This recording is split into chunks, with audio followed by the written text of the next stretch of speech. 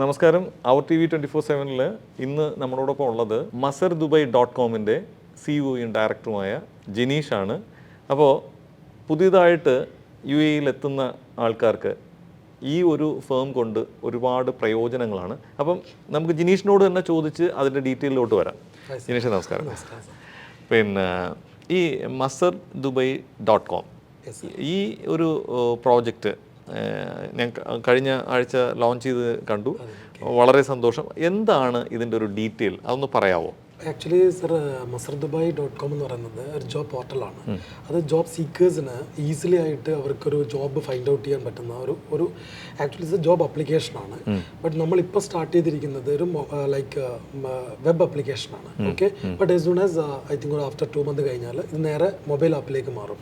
Mobile ആപ്പിലേക്ക് മാറുമ്പോൾ അവർക്ക് play സ്റ്റോറിലും അതേപോലെ ആപ്പ് സ്റ്റോറിലും ഇത് ഡൗൺലോഡ് ചെയ്തിട്ട് അപ്പോൾ ജോബ് സീക്കേഴ്സിന് ഈസി ആയിട്ട് ജോബ് കിട്ടാനുള്ളൊരു മെത്തേഡാണ് ഇത്. ഓക്കെ, അതായത് ഒരു ജോബ് പോർട്ടലാണ്. ഓക്കെ, ലൈക്ക് ഇൻഡീഡ്, നോക്കറികൾ, same LinkedIn, same like sir. Okay, അപ്പോൾ ഇതിൻ്റെ ഒരു വിശ്വാസ്യത എന്ന് പറഞ്ഞാൽ ഇപ്പോൾ നമുക്ക് അറിയാം ഗൾഫിലൊക്കെ എന്ന് പറഞ്ഞാൽ ഒരുപാട് പേര് പറ്റിക്കപ്പെടുന്നുണ്ട്. അപ്പോൾ അതും എങ്ങനെയായിരിക്കും നിങ്ങൾക്ക് അവരെയൊക്കെ സപ്പോർട്ട് ചെയ്യാൻ പറ്റുന്നത്? സർ, ആക്ച്വലി 2017 തൊട്ട് ഞാൻ റിക്രൂട്ട്മെൻറ്റിലെ ഫീൽഡിലുള്ള ഒരാളാണ്. അതൊരു ഐ തിങ്ക് ഒരു 2 കമ്പനികൾ ഞാൻ വർക്ക് ചെയ്തിട്ടുണ്ടായിരുന്നു.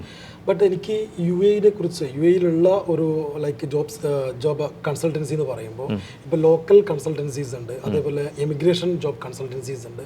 ഇപ്പോൾ സാർ, എമിഗ്രേഷൻ മീൻസ് ഔട്ട് സൈഡിലേക്ക് മൈഗ്രേറ്റ് ചെയ്യുന്ന കൺസൾട്ടൻസി, അതേപോലെ ലോക്കൽ റിക്രൂട്ട്മെൻറ്റ് കൺസൾട്ടൻസീസ് ഉണ്ട്. ബട്ട് ആൾക്കാരുടെ ഒരു തെറ്റിദ്ധാരണ എന്ന് പറയുമ്പോൾ ലൈക്ക് കൺസൾട്ടൻസി എന്ന് കേൾക്കുമ്പോൾ അവർ ഫസ്റ്റ് ചിന്തിക്കുന്നത് ഫേക്ക് ആണോ അല്ലെങ്കിൽ അത് പേയ്മെൻറ്റബിൾ ആണോ അങ്ങനെയുള്ളൊരു ചിന്തയാണ് വരുന്നത്.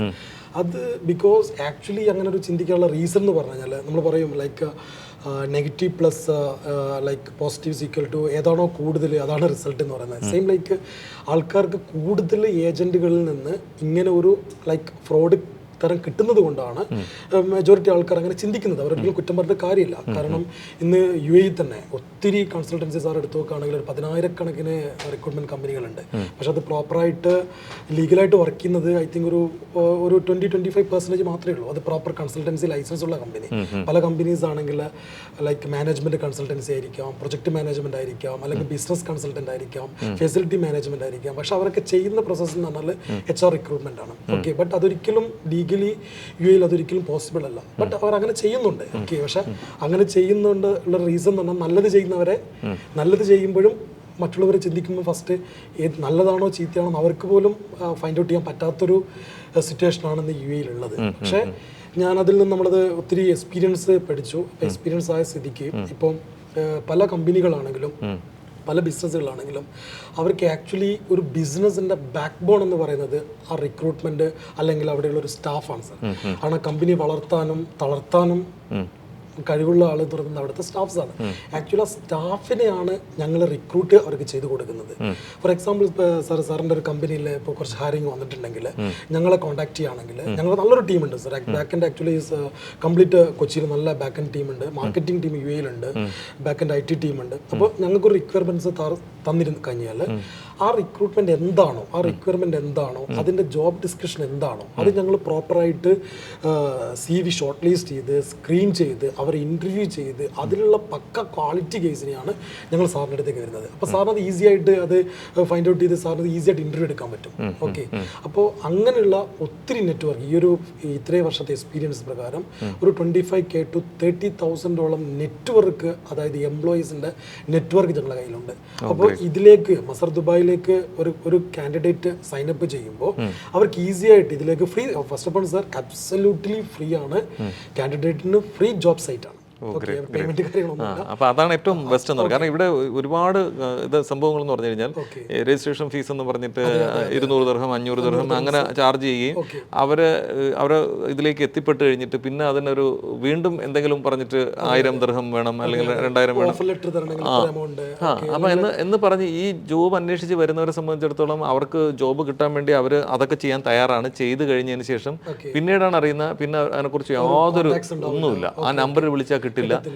അപ്പം അവിടേക്കാണ് നിങ്ങളപ്പോൾ ഉള്ളൊരു ഇത് വരുന്നത്. അപ്പം ജെന്യൂൻ ആയിട്ടുള്ള ഒരു സംഭവമാണെന്ന് അറിഞ്ഞു. അപ്പം അത് എത്രത്തോളം നമുക്ക്, അതായത് സാധാരണപ്പെട്ട ജോബ് സീക്കേഴ്സിനെ സപ്പോർട്ട് ചെയ്യുന്ന ഒരു ഫേം ആണെങ്കിൽ സത്യമായിട്ട് നിങ്ങൾ എസ്പെഷ്യലി മലയാളീസിനാണ് ഞാൻ പറയുന്നത്. എസ്പെഷ്യലി മലയാളീസിന് ഈ ഒരു ആപ്ലിക്കേഷൻ വളരെ യൂസ്ഫുൾ ആയിരിക്കും. മലയാളീസ് മാത്രമല്ല ഞാൻ പറയുന്നത്, ബിക്കോസ് മലയാളീസ് ആണ് ഒരുപാട് ചതിക്കപ്പെടുന്നത്. ഓക്കെ, ബട്ട് അതെന്തുകൊണ്ട് ഇവർ ഫേക്കിലേക്ക് പോകുന്നു എന്ന് പറഞ്ഞു കഴിഞ്ഞാൽ അത് 100% ഞാൻ ഒരിക്കലും ആ കൺസൾട്ടൻസിനെ കുറ്റം പറയത്തില്ല. കാരണം എന്ത് പറഞ്ഞാൽ ഇപ്പം അല്ലെങ്കിൽ റിക്രൂട്ട്മെന്റ് കമ്പനി എനിക്ക് ഫുള്ള് കുറ്റം പറയാൻ പറ്റത്തില്ല. കാരണം എന്തുകൊണ്ടെന്ന് പറഞ്ഞാൽ പെടുന്നത് നമ്മൾ തന്നെയാണ്.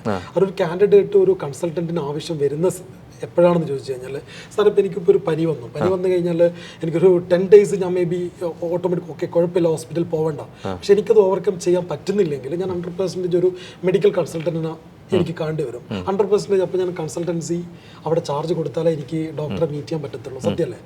സെയിം ലൈക്ക് ഒരു ജോബ് സീക്കേഴ്സിന് അവന് ഇൻഡിവിജ്വലി ജോബ് നോക്കാനുള്ള ക്വാളിറ്റീസ് ഉണ്ടെങ്കിൽ അവൻ ഒരിക്കലും ഒരു കൺസൾട്ടന്റിനെ ഡിപ്പെൻഡ് ചെയ്യേണ്ട ആവശ്യം വരുന്നില്ല. അവൻ ഇൻഡിവിജ്വലി ജോബ് നോക്കാം. പക്ഷേ ലാസ്റ്റ് ഘട്ടം ഒരു കൺസൾട്ടന്റ് ആവശ്യം വരുമ്പോൾ സർവീസ് ചാർജ് കൊടുത്താലും, പക്ഷെ ആ സർവീസ് ചാർജ് കൊടുക്കുമ്പോൾ അവന് അവിടുത്തെ സർവീസ് പ്രോപ്പറായിട്ട് കിട്ടുന്നുണ്ടോ, അവർ ലീഗലി ഉള്ളൊരു കൺസൾട്ടന്റ് ഫേം ആണോ എന്ന് എൻക്വയറി ചെയ്യാനുള്ള ഒരു റെസ്പോൺസിബിലിറ്റി ഈ ഒരു കാൻഡിഡേറ്റിനും കൂടെ വേണം. അല്ലാതെ ഒരു ചുമ്മാ ഒരു 500 dirhams അക്കൗണ്ടിൽ ട്രാൻസ്ഫർ ചെയ്ത് തരണം, നാളെ തന്നെ ജോബ് കൊടുക്കാന്ന് പറയുമ്പോൾ അവൻ ട്രാൻസ്ഫർ ചെയ്ത് കൊടുക്കും. അദ്ദേഹത്തിന് ആകെ ഒരു വാട്സപ്പ് നമ്പറേ ഉണ്ടാവുള്ളൂ, ഓഫീസ് ഉണ്ടാവില്ല, ഒന്നും ഉണ്ടാവില്ല. അല്ല, ഓഫീസ് മാത്രമല്ല, അവർ ചിലയിടത്തൊക്കെ ഓഫീസ് ഉണ്ട്. അവർ ചെന്ന് ഒരു പ്രത്യേക ഒരു സ്ഥലത്ത് വരാൻ പറയും, അവിടെ ചെല്ലുമ്പോൾ അവിടെ മീറ്റ് ചെയ്യുന്നു. അങ്ങനെ 200 dirhams. അതെ, ഈ ഒരു റൂമിൽ ചെല്ലുന്നു, ആ റൂമിൽ വെച്ചിട്ട് അവരുടെ CV ഒക്കെ വാങ്ങിച്ച് ടിക്ക് ചെയ്യുന്നു. അപ്പം അവിടെ രജിസ്ട്രേഷൻ ഫീസ് ഉണ്ട്, ഒരു 200 കൊടുക്കുക അല്ലെങ്കിൽ 500 അടുത്ത റൂമിലോട്ട് പോകുന്നു. നിങ്ങൾക്ക് ഇന്റർവ്യൂ ചെയ്യുന്നത് ഓഫർ ലെറ്റർ അവരെന്നെ കൊടുക്കും. പക്ഷെ സാറിന് അറിയാലോ, ഏത് കമ്പനിയിലും ഇന്റർവ്യൂ ചെയ്യാതെ എങ്ങനെയാണ് ഓഫർ ലെറ്റർ കൊടുക്കുക? അത് നമ്മൾ മനസ്സിലാക്കണ്ടേ. ഒരുപാട് നല്ല നല്ല company, one of the best leading കമ്പനിയുടെ ഓഫർ ലെറ്റർ വരെ 3000 തരികയാണെങ്കിൽ നമ്മൾ ഓഫർ ലെറ്റർ മെസ്സേജ് അയക്കുമ്പോൾ ഓഫർ ലെറ്റർ വരികയാണ്.